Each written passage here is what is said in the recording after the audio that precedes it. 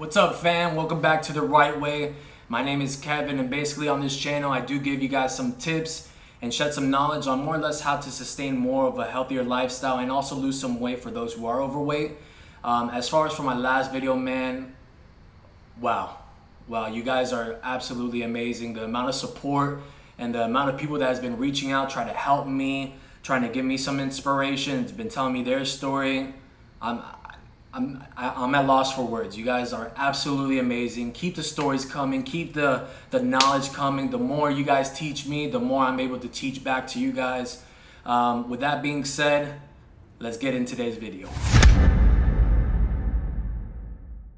So at the start of the new year, I had to figure out what is the best exercise that I could partake in without killing my joints, you know, because when you weigh so much and you're doing exercises, sometimes like running and stuff like that, it really takes a toll on your body, you know, like you'll probably stay sore for the next few days and stuff. At least that's what I've been experiencing.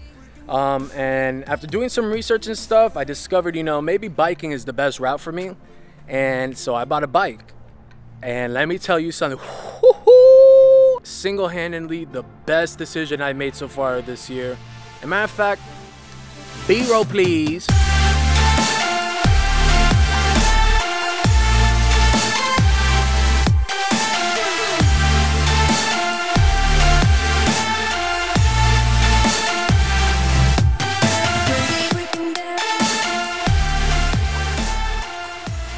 Hey man, no one said biking is going to be easy though. It's hard, it's tough, mentally challenging. I mean, my ass hurts. You get bugs in your mouth and shit, but it's worth it, man. You get tired, you get to exercise in, works out your legs, your core. I love it. But if your ass is hurting you too much when you bike ride, just get a wider seat. They also sell some cushions at Walmart, so that's why I did it, and total difference. Now, some pros of biking, it's not gonna beat on your body as much as running is, I'll tell you that, man. Because when you run and you have a lot of excess weight, that's just pounding on your joints, on your shins, and it makes it harder to get up the next day to go exercise. All right, guys, so we had to, by the way, I didn't let you guys know, but I'm with my friend right over here. And we had to stop biking real quick because as we were biking, man, we saw this bird, this poor bird, and looks like it's in some trouble right now. So calling wildlife right now to see what they could do, and we'll get back to the video shortly. But poor guy, poor guy.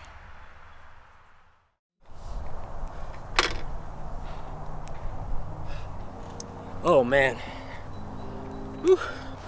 Luckily, little Eduardo is safe. So what happened with him after talking to the wildlife guy is that I guess that there's something in the water that causes some of these birds in South Florida to, I guess, experience some sort of like paralysis in their legs. So he wasn't able to actually fly and stuff. Super happy we were able to save little Eduardo there. So that was a good deed of the day, but it did knock back some light. So yeah. And that honestly leads me to my next point. So when you are on these bike rides and you're going the distance and stuff like that, you really get to see and go further and experience more on your actual workout versus if you're overweight and you're running, you probably will only, shoot, I probably can only run about a mile, to be honest. So, I mean, right now I'm upwards of around like 10 miles or something like that. I'm super tired, don't get me wrong, but I had to show you guys these trails, man. This thing is sick.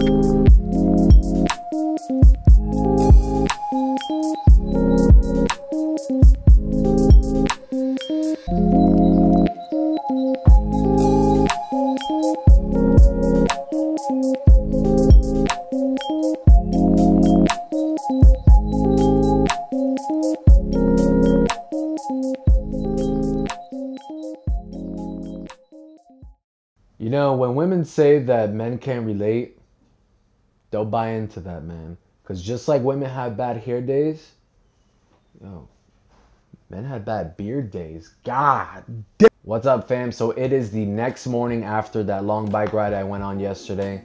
And I gotta tell you, man, I feel good. I mean, I do feel a little bit of tightness in my legs. However, I was working them out pretty severely, so that's a good thing though. I'm able to probably still go on a bike ride today, which I probably will later on. But it's amazing, I mean, the type of journeys that you can go on when you are bike riding, you know? So I started off the day, you know, thinking that I was just gonna go bike around, around like the main streets here in South Florida, and thinking that, you know, I probably would just record, get the video done, chop it up, probably post it as soon as possible. But obviously some delays happened where, you know, little Eduardo needed some help, so we helped him out. And then afterwards we were feeling a little bit spontaneous, and we kind of wanted to show you guys what the trails were like down here. So it's super awesome, the type of stuff that you can go and see when you are on a bike ride.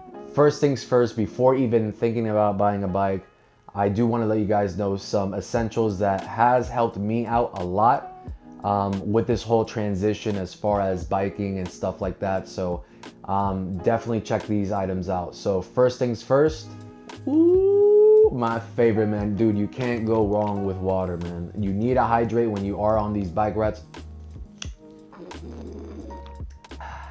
How do you like that for some ASMR, huh?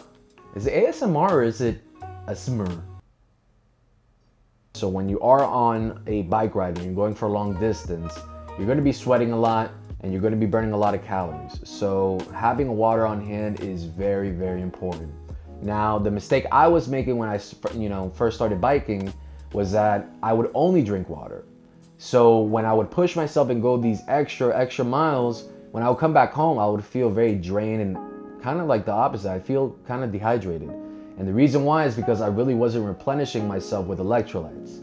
So the solution I got for that is one of these electrolyte powders. So I picked this up over at Walmart, and it seems like as if it's like a baby supplement or something like that. I guess they give like a lot of electrolytes to a baby. What I do is I put it in the water and then I shake it up and stuff. So boom, I have all my electrolytes I need.